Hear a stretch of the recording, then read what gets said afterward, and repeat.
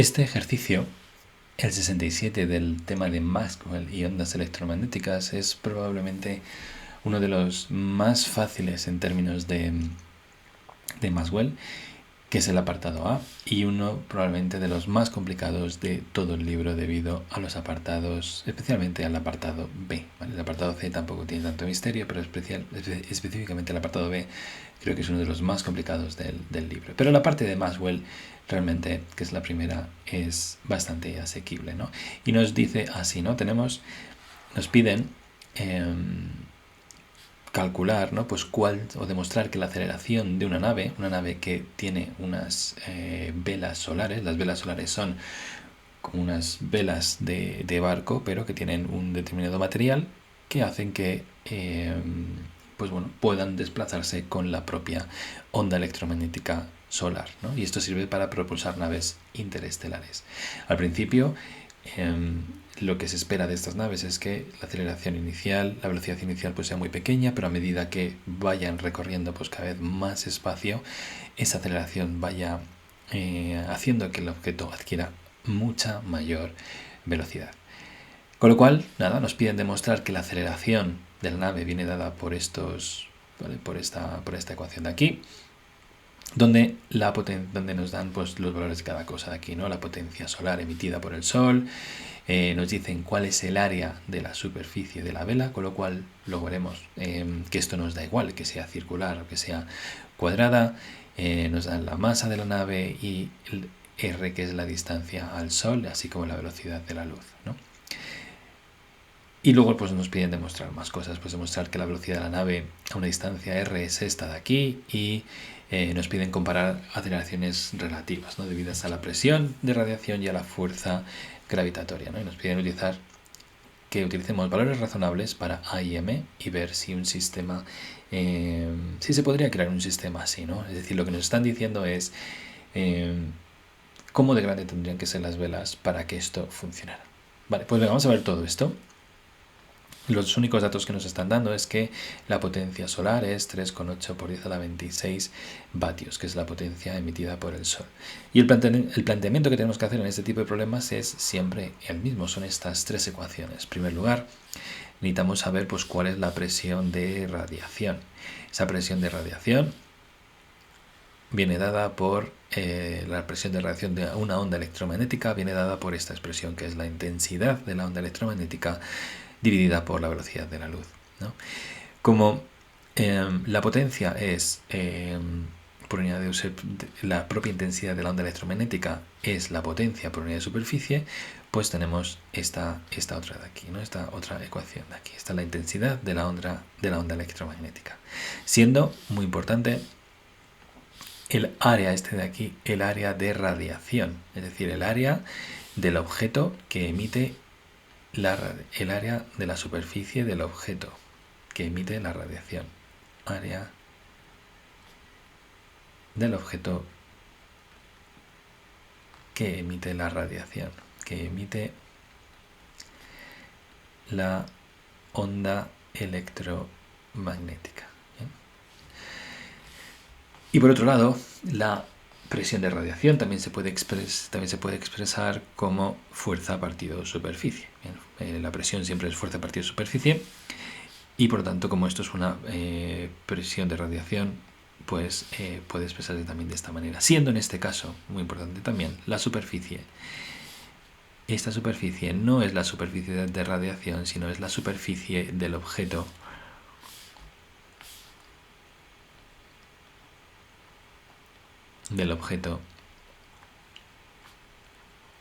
que sufre la fuerza o que sufre la presión.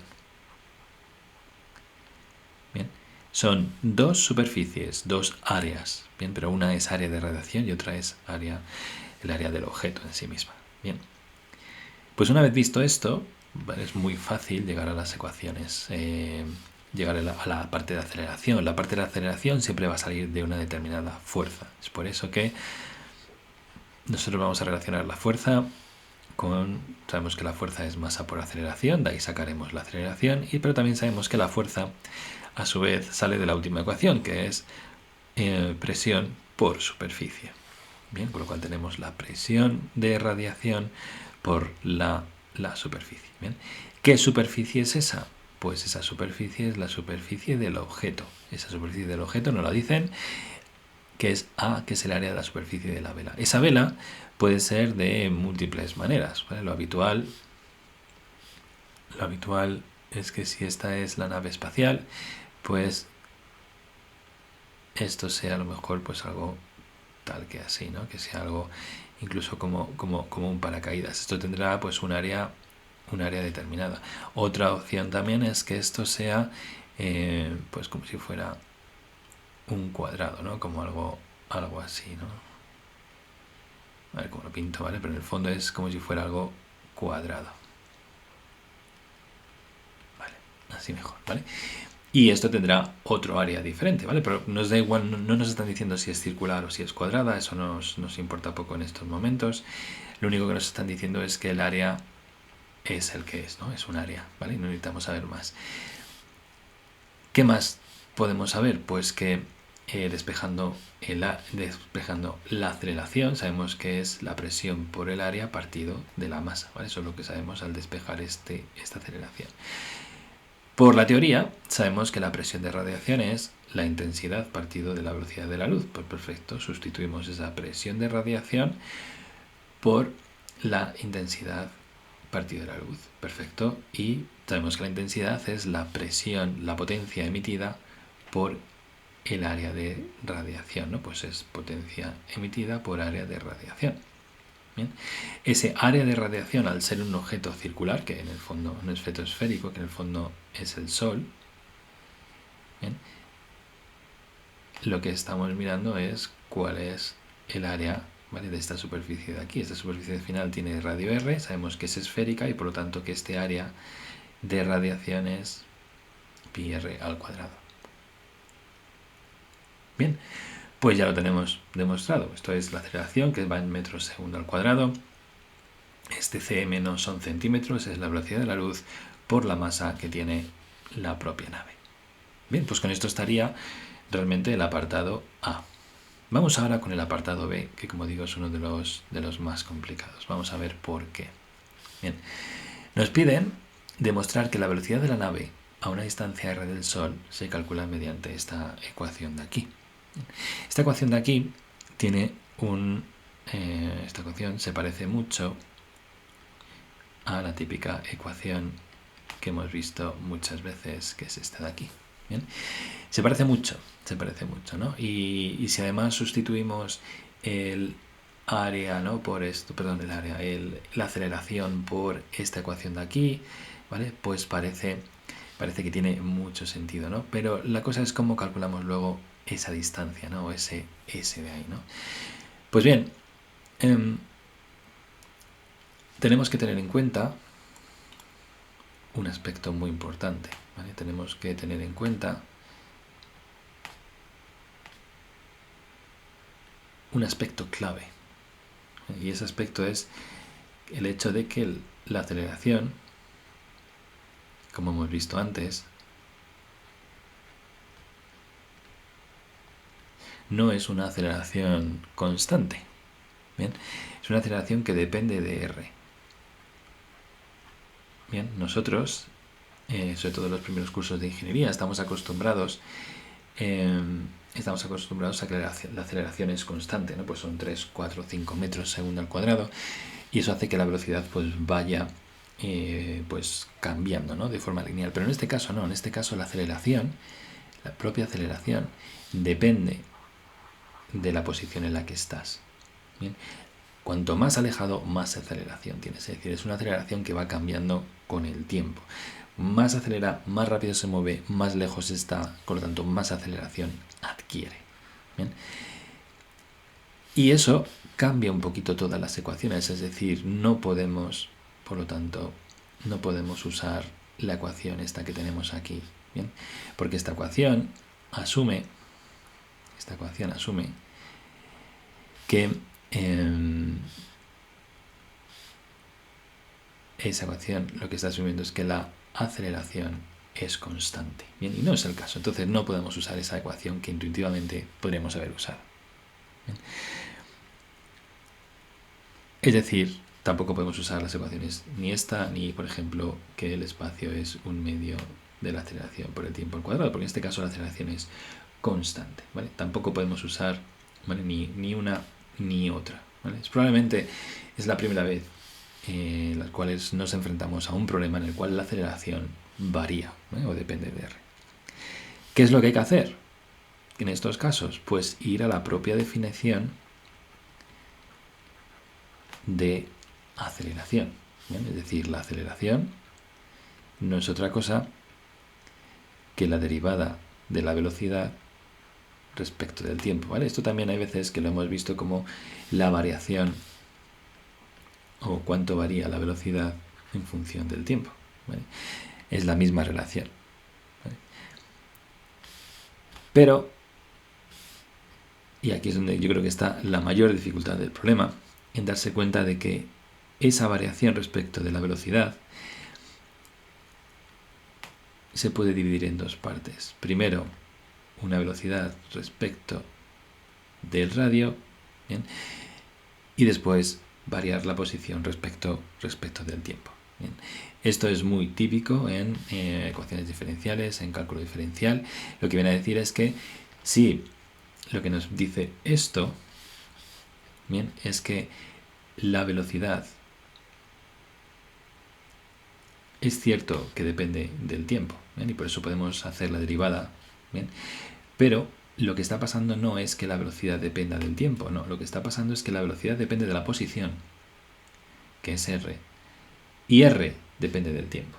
Bien, con lo cual, cuando queramos hacer, es como una composición de funciones, cuando queramos hacer cuál es la derivada del primero,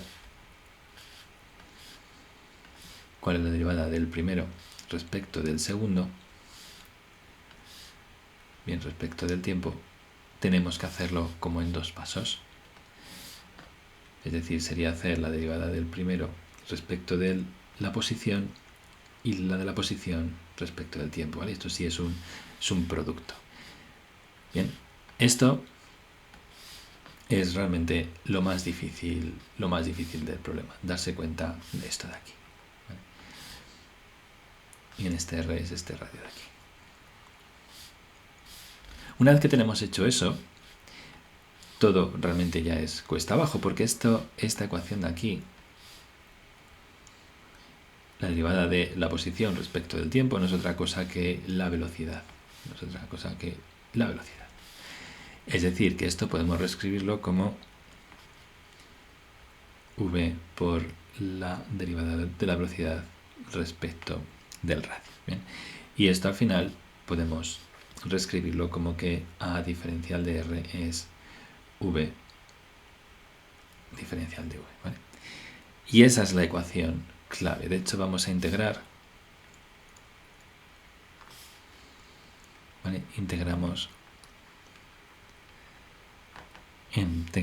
1, ¿bien? Y lo que obtenemos al final es que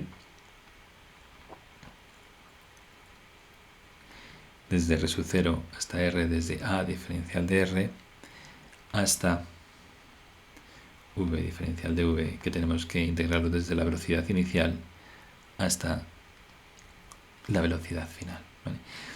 Si tomamos el primer término, ¿vale?, el r sub 0, r a diferencial de r, ya simplemente sustituimos lo que hemos visto antes, ¿vale? Todo lo que hemos visto antes es el PSA. Esto es la integral desde r sub 0 hasta r de la potencia emitida por el Sol, por el área de la vela de la nave, 4pi por la velocidad de la luz por la masa. Bien, todo ello diferencial de r partido de r cuadrado. Haciendo esto, al final tenemos que todas las constantes salen fuera, 4pi cm. Podemos hacer la integral directamente, todo esto hasta r sub 0, y esto al final nos queda que esto es PSA 4pi cm 1 partido de r sub 0 menos 1 partido de r.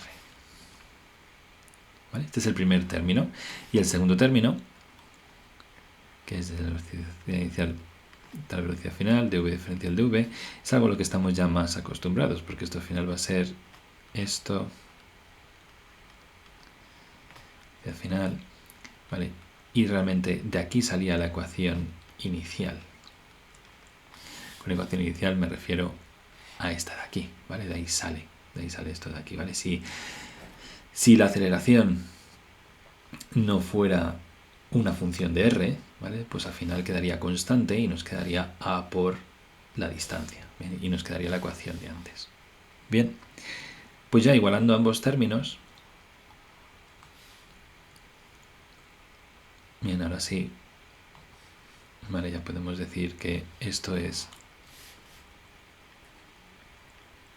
vc cuadrado es igual a v sub 0 cuadrado más 2 que multiplica a ps a 4pi cm 1 partido de r sub 0 menos 1 partido de r, ¿vale? Y esto finalmente es v sub 0 cuadrado más psa 2pi cm 1 partido de r sub 0 menos 1 partido de r. Bien. Y esta es ya la velocidad final, ¿vale? Podemos dejarla así como al cuadrado, al final es solo la raíz cuadrada después, ¿vale? Tampoco es mucho más, de hecho nos piden demostrar esta relación, ¿vale? Así que no hay que darle muchas más vueltas, ¿vale? Nos piden demostrar que esto de aquí se cumple, ¿vale? Y así es como lo hemos demostrado. Vamos a repasar que esta es la ecuación, PSA 2pi mc, perfecto. Bien, pues con esto tenemos el apartado B, que como digo, yo creo que es uno de los más difíciles del libro entero, ¿eh? Y nos piden ahora comparar las aceleraciones relativas debidas a la presión de radiación y a la fuerza gravitatoria, ¿vale? Pues vamos a ver cómo haríamos esto. Vale, vamos a hacerlo aquí al lado. Vamos con ese apartado C. ¿Vale? Nos piden comparar esas aceleraciones, ¿no? Nos piden comparar, si las aceleraciones relativas. Bien, pues muy bien, por un lado vamos a comparar cuál sería la fuerza digamos gravitatoria, ¿no? ¿Cuál sería la fuerza gravitatoria de esto? Pues sería la constante g por la masa por m partido de r al cuadrado, ¿no? Nos piden comparar las aceleraciones relativas debido a la presión de radiación y a la fuerza gravitatoria, utilizar valores razonables para a y m y ver si funcionaría un sistema así.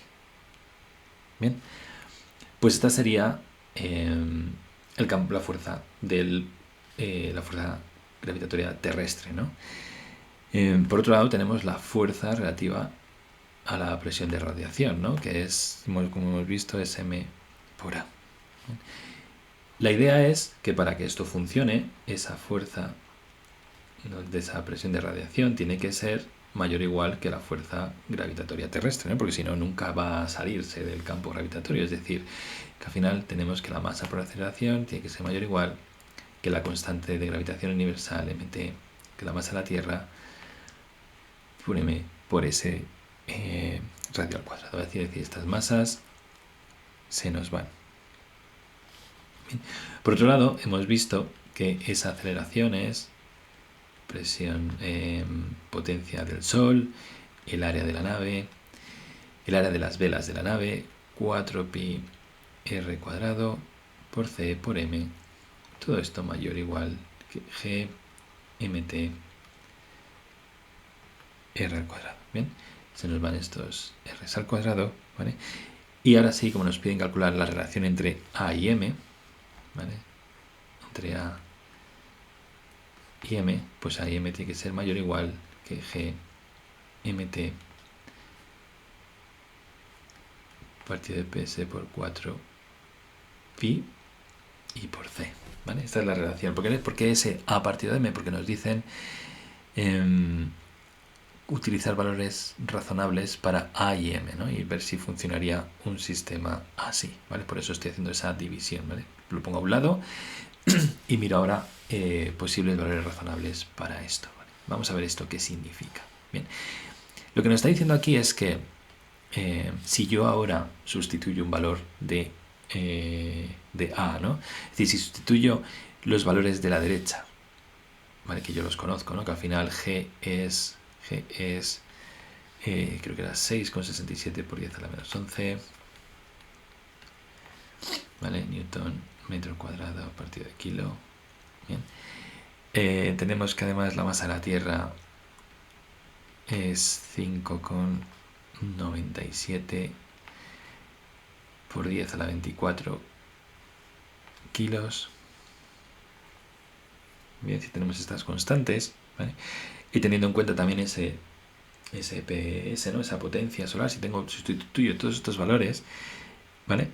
Al final me queda que A partido de M tiene que ser mayor o igual que 3,95 por 10 a la menos 3 metro al cuadrado partido de kilo. Bien, es decir, este número es el número de sustituir G en la masa de la Tierra, la potencia del Sol, 4pi, C por la velocidad de la luz, ¿vale? Es decir, la relación que tiene que haber entre el área de las velas partido de la masa tiene que ser mayor que esto. ¿Bien?